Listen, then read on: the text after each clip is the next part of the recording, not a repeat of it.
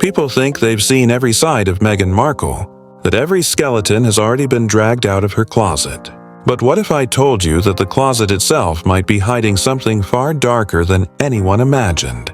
What if it's not just skeletons, but an entire maternity ward shoved behind the designer dresses and perfectly staged photo ops? You've heard the polished version, the fairy tale, the self-made Duchess narrative she peddles on talk shows and documentaries, the carefully curated image of a woman silenced, oppressed, finding her truth.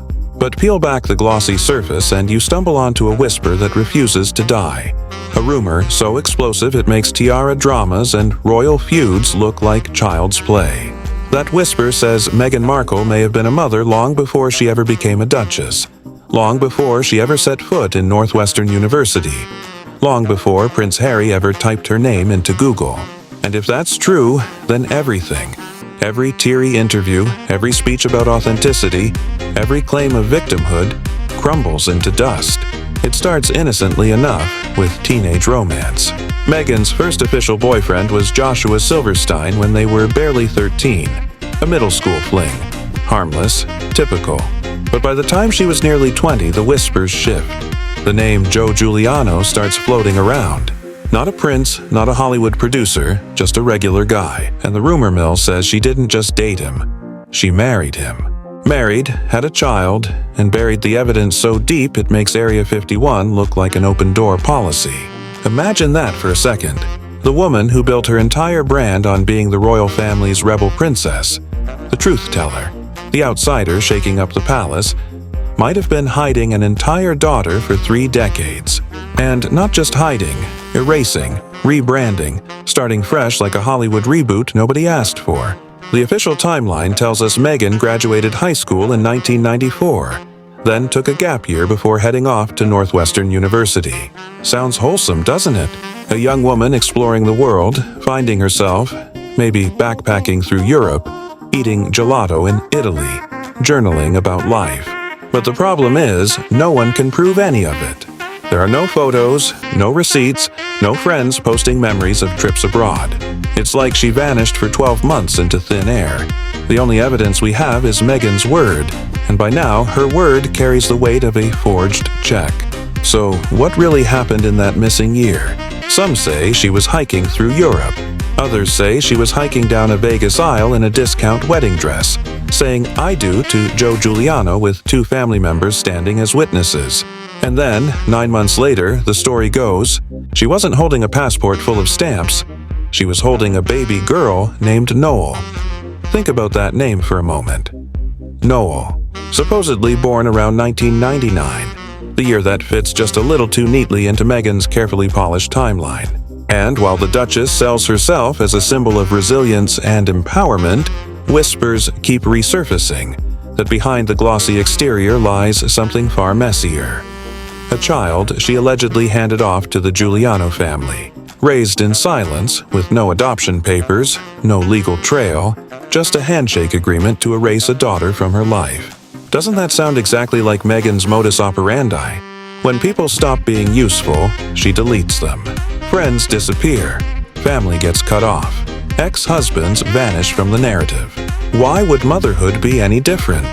If a baby threatened her acting ambitions, her social climbing, her perfect starlet image, it's not hard to imagine her treating it like everything else inconvenient in her life. Delete, block, pretend it never existed. Now let's talk about that annulment. Because if Meghan really did marry Joe Giuliano, the paperwork should be there in Vegas, the city where every bad decision is immortalized. Elvis weddings, drunken divorces, they're all public record, except Meghan's alleged annulment. Sealed. Locked down like it contains nuclear codes. That doesn't happen for run-of-the-mill teenage marriages. Courts don't slam vault doors shut because someone had cold feet. They do it when there's something explosive inside. Something that could detonate if the world ever got a look. What was Meghan hiding? Was it just a teenage lapse in judgment? Or was it a teenage marriage that came with a baby attached? The silence screams louder than any official denial. By the time Meghan showed up at Northwestern, it was as if she'd been dropped out of the sky with a brand new operating system.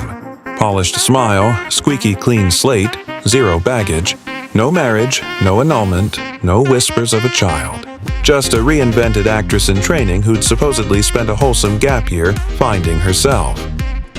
Except the only thing she seemed to find was a way to scrub the past. And it wasn't reinvention. It was witness protection without the government contract. She didn't just walk away from the Giuliano family. She erased them like they were an embarrassing typo.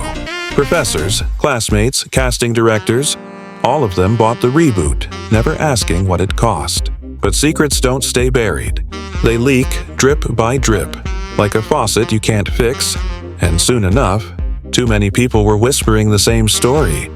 A teenage wedding, a sealed annulment, a hidden baby, through different places, identical script. That's not coincidence. That's a pattern. And if the whispers are true, then that hidden baby isn't a child anymore. She's a 30-year-old woman, 30 years old, with her own voice, her own power, and absolutely nothing stopping her from stepping into the spotlight. Imagine the nightmare scenario for Meghan. One headline, one interview, one DNA test, and the whole royal rebel narrative collapses.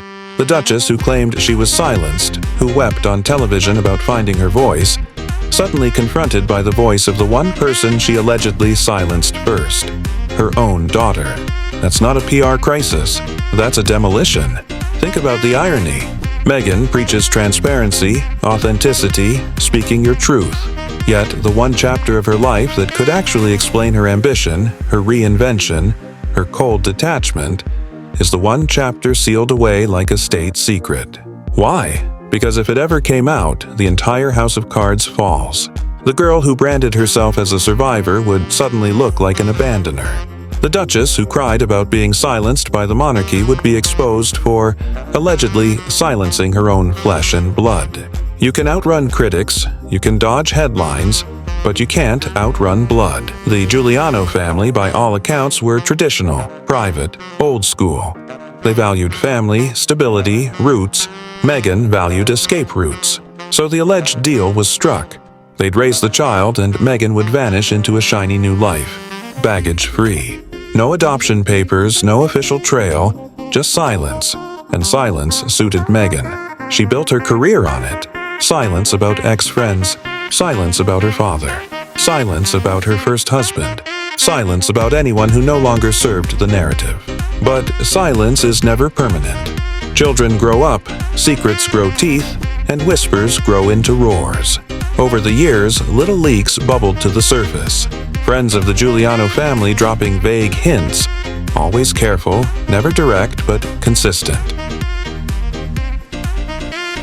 And consistency is the enemy of coincidence. The louder Meghan preached about authenticity, the hungrier the public grew for the authenticity she refused to address. By the time she married into the royal family, those whispers had aged into something sharper, a 30-year-old ghost with a birthday cake waiting in the wings. Meghan could spin documentaries, memoirs, and Oprah interviews all she wanted, but nothing could erase the ticking clock of a hidden daughter. Because time doesn't stay quiet. It only gets louder. Now picture this. Meghan sitting in her Montecito mansion, calculating her next move, plotting her next brand expansion.